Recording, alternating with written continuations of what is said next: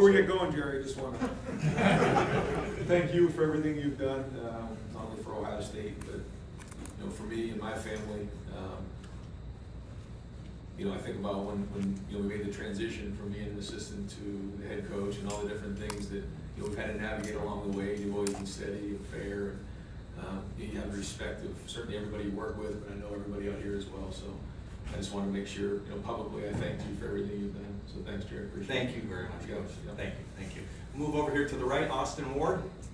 Ryan, I don't imagine you will update much on the status of Jeremiah and Parnell. They're just playing without them. What did that do for your offense, and how difficult did that make the week of preparation to try and put together a plan without them?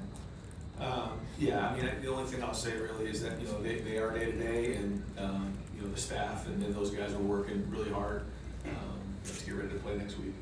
Over here to the left, Joey. No, but I'm just just talking about the week and everything. I felt like the guys had a really good week of work in terms of focus, and it was an opportunity for guys to step up in different ways. And so whether it was defense, special teams, or on offense, nobody really flinched. Everyone's like, come on, let's go play. And I think that's been sort of the approach of this team and this coaching staff. So it'll be the same way this week, and those guys are going to fight like heck to get back on the field. But no, I thought the guys played hard today. I think the running game averaged just under 7 yards a carry, and then I think on 35 rushing attempts, we held them to 66 yards. So that was really well done, and they came out fresh, and they had a couple of things for us that were a little bit different, coming off the bye week. But I thought our guys handled it again sort of businesslike. So overall, that was well done. There's obviously things that if we think we're going to get away with fumbling the ball on the corner line, putting the ball on the turf, that's going to cost us a game. We know that can happen. But overall, there was a physicality in the game that I thought was set from the jump. And again, for the seniors, can't thank them enough publicly. I've done it before, but I want to do it again.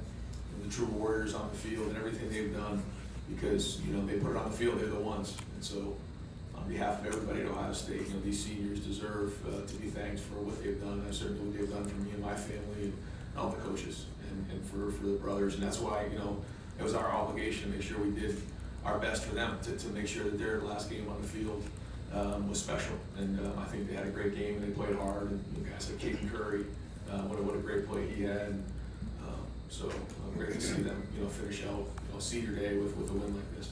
I'm going to go ahead and send Kenyatta Jackson to the very back for a few minutes worth of interviews, then we'll move over here to the left. Joey Kaufman.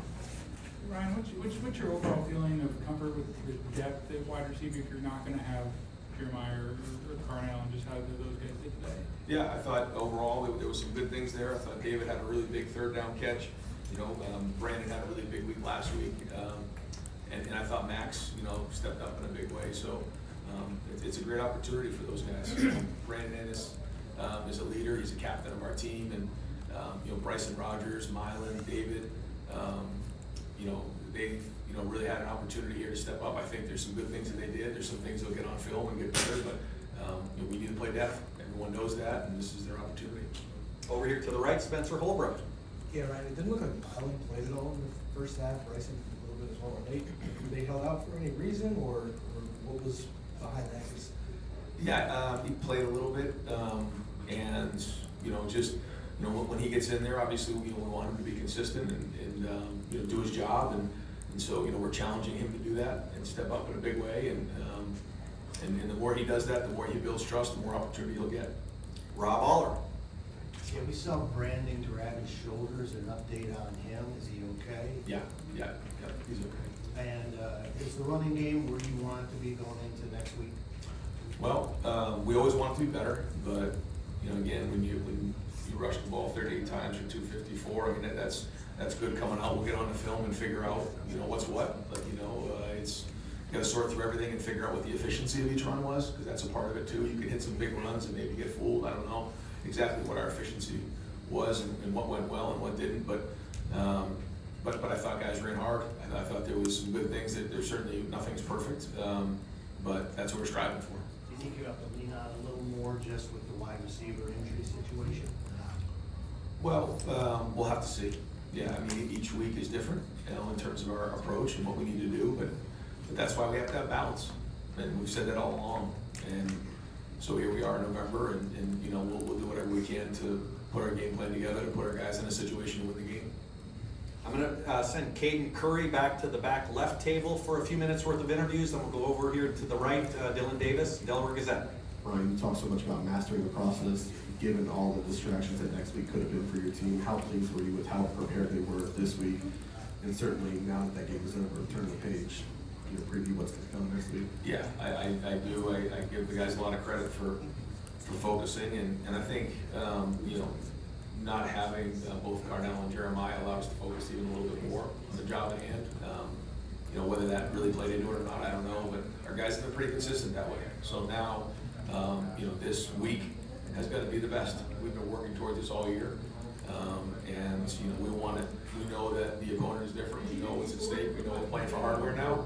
But at the end of the day, it's still about us. We can't all of a sudden change things. And so we want to keep it as routine as we can, knowing that, you know, again, now we're playing for hardware. And not only gold pants, but also an opportunity to get to Indy.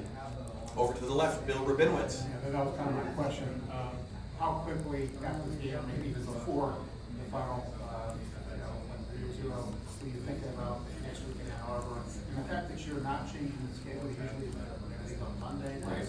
Is that just part of keeping the routine the same? That's it, because as we know, you know, everything that comes with this game, we want to keep it as routine as we can and keep the guys focused on what we've worked on all year. And number one goal is to grade out a champion. So we'll come back in tomorrow, we'll grade this film, figure out who's the champion of this one, and quickly move on to the Wolverines. Were thoughts already started keeping your hand before the game? Yeah, they're always, you know, in the back of our mind in terms of what we're working towards. We know this is the last game of the year and what it means to everybody here. So, yeah, it doesn't take long in the fourth quarter once the game was in hand that, you know, everybody start figuring out, you know, this thing's coming fast, and it was just a good look in everybody's eye in the locker room. And you know, we're excited about this one, and just need to focus on, you know, what really matters, and that's everybody just doing their job and going on the road, and you know, it's going to be a great environment, and going to get it done. So that'll be the focus, and we'll continue to do what we've done all year.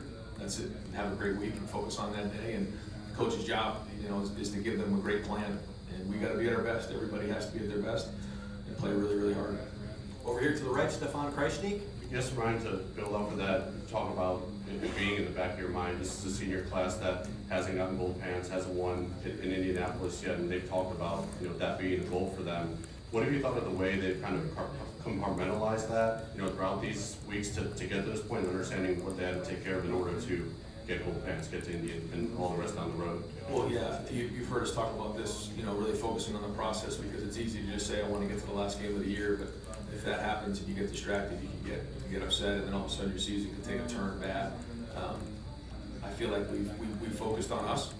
I felt like, you know, we've been consistent in our approach, and so now, but that's all, you know, in preparation for this week, and so we have to continue to do that very thing, and that's what it's going to be. But yeah, to your point, I think when we talked about, you know, chopping wood and carrying water from the jump, like that's what this was about, was to making sure that we weren't just saying, hey, let's just get to the end of the year and everything that comes with it. And so now we go. But along the way, when you think about how fast the season's gone, it seems like it's gone really, really fast. But then again, you think about that first game against Texas, and that seems like a year ago. You know, just how different this team is now from when it first started.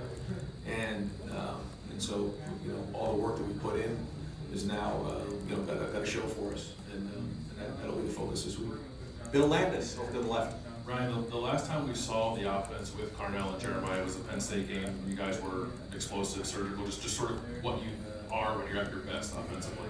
What is your confidence level that you can get back to that with those guys being sidelined the last couple of weeks and not having just the momentum going into this game next week? Well, you know, we'll figure that out once we know what the status is, but the ultimate goal is to win the game, and that's it. And, you know, we're going to do everything we can to win the game based on what we have, and we'll just go from there. Over here to the right, just got time for a couple more. Tim May. Yeah, first I'd like to salute Jerry Emick on both tours of duty with the Ohio State football team. Well done, Jerry. I don't know if I get that chance later. Ryan, does a 49-yard run count as a home run by James Peoples? You understand what I'm saying? I've been asking about getting that home run. But then number two, what is your confidence in this run game?